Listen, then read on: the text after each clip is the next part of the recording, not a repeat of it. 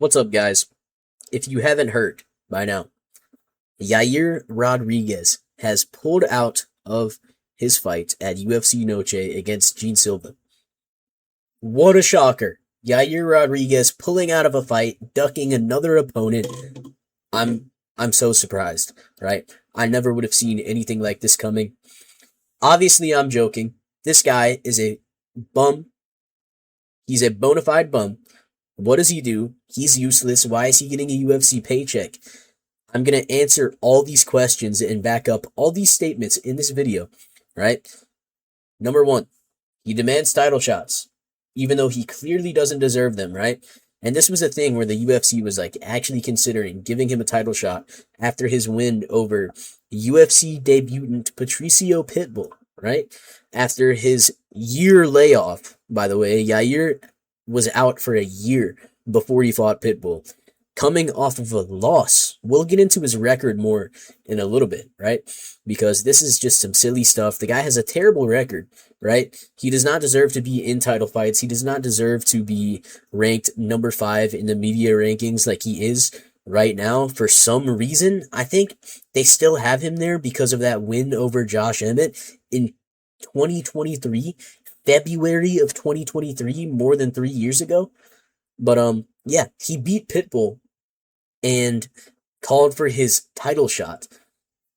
Like, what are we doing here, man? This guy's just insufferable. You're not getting a title shot after this. It's just not happening. It didn't happen, right? It's just a bunch of bullshit. Next, 7 fights in 7 years. He fights once a year.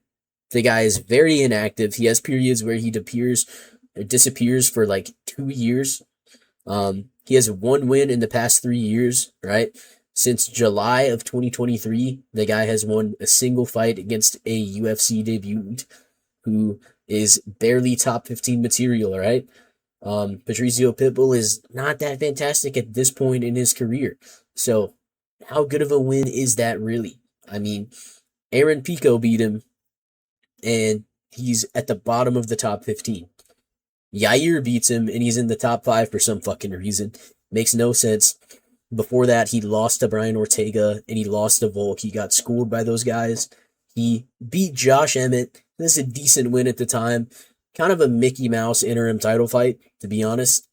And then he beat Brian Ortega before that. But, like, you can just see the inactivity here. It's just ridiculous. The guy does not fight, right? And he disappears to avoid drug tests. This is something that happens. Back when USADA was the drug testing program, he failed to let them know of his whereabouts 3 times. 3 times this guy has disappeared, avoiding drug tests, and it resulted in a, what's the word? Am I retarded? Suspension. That's the word. I'm a genius. Yeah, it resulted in a suspension, right? So he got suspended for a period of time because he just literally didn't let USADA know where he was. Every fighter knows that they had to do that back when USADA was the drug testing corporation. Like, this is not something that you could say, oh, he just didn't know. Everybody knew. Everybody knew, right? So it's not like he just made some silly mistake. This has to be intentional, right? So if you intentionally don't let the drug testers know of your whereabouts, I think they have reason to suspect that you're cheating, right? So I feel like he shouldn't even be allowed to fight on, that grounds. So, yeah, it's just a bunch of bullshit with this guy over and over. But next, he ducked Zabit so badly that he got cut from the UFC. Yair Rodriguez got cut from the UFC for a couple weeks because he didn't want to fight Zabit. He just refused. The guy refused to fight somebody in his division.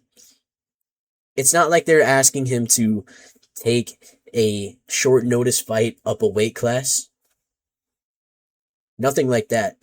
They're asking him to fight an opponent in his division that was close to him in the rankings. And he just refused, right? And that did result in him getting cut for a little bit, but they just let him back in.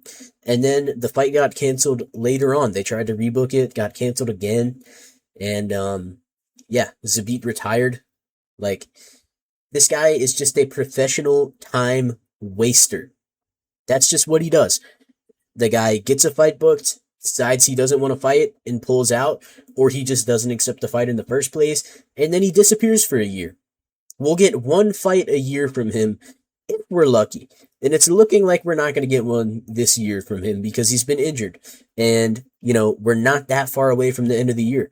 So expect to see Yair Rodriguez in the middle of 2027 fighting somebody at the tail end of the rankings. And he's still going to be ranked top 5 for some reason. So yeah, that's just what happens. And the kid got schooled by Ortega. He got schooled by Brian Ortega, right? T-City, the Beak Breaker, the Eagle. How are you getting schooled by Brian Ortega in modern MMA, right? 2024, I believe this was. He gets taken down and submitted by Brian Ortega.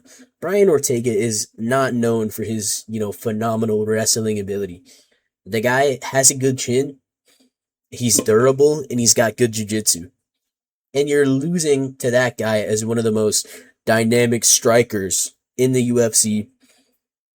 I don't know. This guy just gets glazed to no end by the UFC. I think it's because they really want a popular Mexican champion. And I think that's what they tried to do with him, giving him the interim title fight. They gave him the custom interim belt. They just really want this guy to succeed because he could bring views and he could break into that Mexican fan base. But, this guy's just fucking useless. And he ducked Diego Lopez even though he was acting tough. This is something that a lot of people have been talking about. And this is a big reason why people don't like him nowadays, is he was acting so tough, yapping shit at the press conference to Diego Lopez.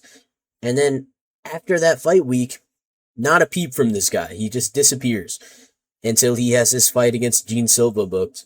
And the whole time we're wondering, where's Yair versus Lopez? We want to see that fight. That's such a good fight. Lopez called him out. He wants to fight Yair. Why haven't they made that fight? Well, I honestly think that Yair just would not agree to that fight. Because number one, he knows he's going to lose, right? I think the guy at heart, he knows he's a bum. And that's why he's so reluctant to accept fights. But, he knew he was going to lose. There's no chance he's fighting Diego Lopez. And every time this guy fights, it's a hate watch. He's one of my most disliked fighters in the UFC. And I like a lot of fighters. I'm not somebody who's just sitting here hating on a bunch of fighters and oh, I hate this guy. I hate this guy. I'm not really like that, bro. I like a lot of fighters, and if I don't like them, it's not like I hate them. But this guy, he just irks me. I just don't understand the point of him still being in the UFC. So that's what I think about Yair Rodriguez. I hope you guys enjoyed, and have a good day.